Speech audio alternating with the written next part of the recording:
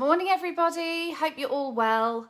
I've decided to chat to you today about sleeping, how important it is, and something that you can tangibly do to help yourself get a better night's sleep. So I think we all go through periods where sleep isn't really happening for us, and particularly as we're coming into the summer now, when it gets so hot and sweaty and horrible and what have you, that can make things difficult. But also, more often than not for me, it's about my brain stopping me from going to sleep. So is there something on my mind, well, actually, quite often it's just random stuff, or seemingly random, until you start to sort of really look at it and realise that it's just the strands of your day coming together sometimes, or your week, that really can throw you off. So I've been doing some research and trialled this out for a while for myself intermittently, and it has really, really helped. So if you are the kind of person who gets really, really tired, decides they're going to head off to bed and either get an early night or, go get some sleep, and they get to bed and it's bing, wide awake, then this is the exercise for you, for sure.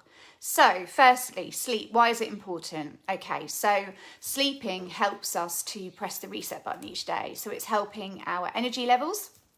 It's helping to reset for the day, so your brain can't process the information properly until you are sleeping. So sleeping is really, really important to make sure that we are also looking at processing all the information from the day and deciding where it needs to go. So the brain will decide, does it need to retain it? Does it not? Is it important? Is it not? Has it imprinted on us in some way that's going to affect us? So something like if you had an argument with somebody and that's playing on your mind, that might be something that kind of imprints and stays for a little bit longer. So your brain needs to do that. If you're not getting enough sleep, that is just not able to happen. Then your mental well-being takes a knock. Then your physical well-being takes a knock, and obviously at some point your body will just go, right, that's enough, you're stopping, and something will hit you that will mean that you can't actually do very much at all. You'll just be either so burnt out and exhausted, or some physical ailment will stop you from actually being able to continue on your day-to-day life. So it's so important mentally and physically for that, and I don't do very well on little sleep. I'm quite miserable, quite stroppy. Put that together with hungry and cold, not a good look.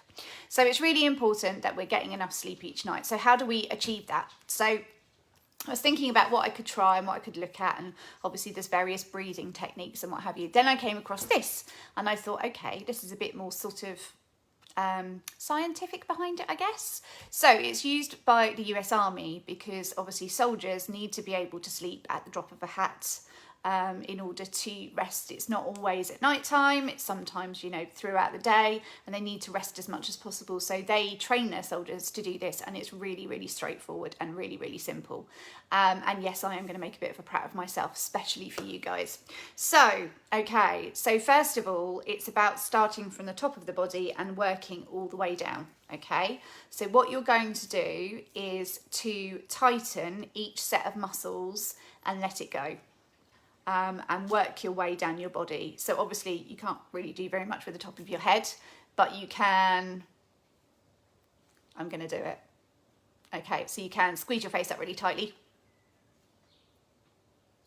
and let go. And so that's the idea with every single bit that you do. It's just to hold that really tightly and then let go. It's also quite good because you can work out where you hold your tension. So I actually hold my tension in the top of my thighs. Have always done that, don't know why. It's a bit weird really. Most people hold it in their neck and shoulders, but yeah, that's where I tense up whenever I'm stressed out. So it's good to know that, because then you can do the tensing and relaxing throughout the day as well to just let go of some of that tension that you're holding. So basically you work all the way down. So it's your face, then it's your neck, then it's your shoulders, then it's the tops of your arms. Work your way down the body, and because you're focusing on your body, focusing on something specific, hopefully your mind shouldn't wander too much, but if it does, just bring it back to where you were and then carry on all your way down. And then at the end of that, once you have done that all the way down and you're breathing, you've regulated your breathing, so you're breathing easily and steadily and what have you, so you don't have to do lots of very, very deep breathing. Just focus on the fact that your breathing's even throughout that. And then once you've got down to your feet, you lie there with your eyes closed and you say to yourself, don't think, don't think, don't think. Well, I can't not think. So I've adapted it a little bit and it still seems to work absolutely fine. So I picture the words don't think. So for me, mine are those, I don't know if you've seen them, but some weddings have like these big letters that stand up with lights and everything on. So I picture that because I don't know what it's like to think of nothing. I don't know if you ever had this with your partners where they'll look like they're really deep in thought and you say to them, what are you thinking about? And they go, nothing. And they genuinely mean nothing. What does that even look like? I have no clue what that looks like.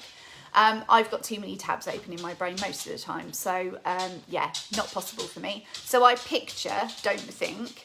And then because I'm picturing that and trying to get some detail on that, sometimes it's on grass, sometimes it's on a dance floor, I'm then not thinking about the things that are sort of racing through my brain. Anyway, the idea is that if you keep doing this, apparently, statistically, 86% of soldiers will fall asleep within 3 minutes after doing this for 2 weeks. So if you struggle with your sleep, this isn't an instant quick win. This is something that you need to establish and keep doing. I've never got to 2 weeks with it. I've always started to then work out my sleep pattern. It's all been fine. But if you are a long-term insomniac who really, really struggles, just give it a go. All you're going to lose is a bit of your time. And because it's mostly going to be in the dark, you don't have to worry too much about your partner looking at you going, what are you doing? So all good. Give it a try.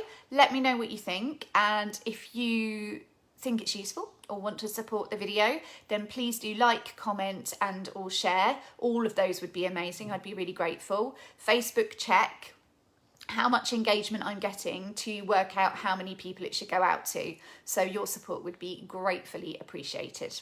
So have a good day, everybody. Lots of love to you. Hope it works for you. And I'll be back another day with a bit more information and some helpful tips for you. Lots of love. Speak soon. Bye.